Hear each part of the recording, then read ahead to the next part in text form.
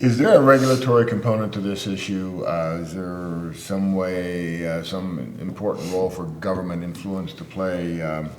For example, some have argued that the United States and the EU trade and State departments should put pressure on these companies to improve their standards in these factories, or they will lose some of their preferential trade policies one way or another.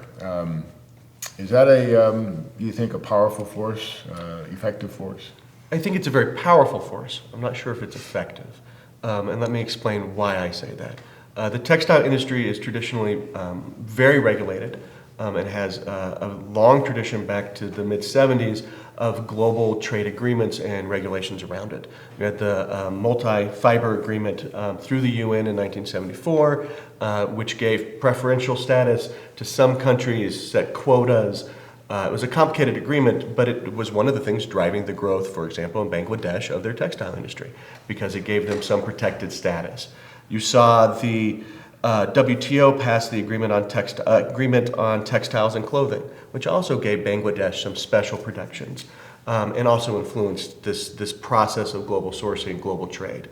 And then more recently, the United States entered an agreement with Bangladesh stating it was one of 14 least developed countries that we wanted to encourage trade and development with, and gave it duty-free export status to the United States from 2009 to 2019. So this is all a long way of kind of providing an overview of the complicated sort of regulatory environment. There really have been global agreements about the textile industry that have impacted the global market and Bangladesh specifically. So it's obviously powerful, and there's obviously a lot of work around it. There's a question of effectiveness. There's questions of enforcement. There's questions around how much language in the MFA or in the ATC is around worker safety, labor rights, these sort of issues. And it's always a political debate. And often it's a sticking point for these trade agreements. And the agreement goes through, but there's less language than some people would like around these other components of the agreement. And it's more around reducing barriers to trade than it is around establishing worker safety or global policies. And then what happens is, as Dennis has been discussing this whole time, it then defaults more to businesses to take action, or hopefully consumers, or at least potentially consumers, because it's just such a complicated process to get a global system, every actor to agree on some of these issues. It's this may sound like apple pie and motherhood, but the reality is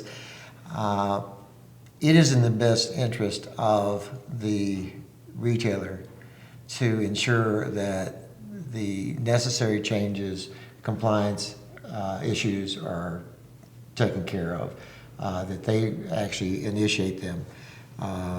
Whatever the regulations may be, it generally has been more successful for the retailers to help drive those initiatives because they're much closer to what needs to be done, and they understand that it is in their best interest to have these improvements take place.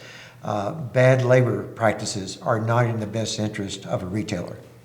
They just don't improve productivity. They don't lower costs. And there's plenty of years of experience in manufacturing that bear that out. So taking shortcuts in the process of manufacturing and supply chain are not in the best interest of the consumer. They're not in the best interest of the provider. They're not in the best interest of the manufacturer.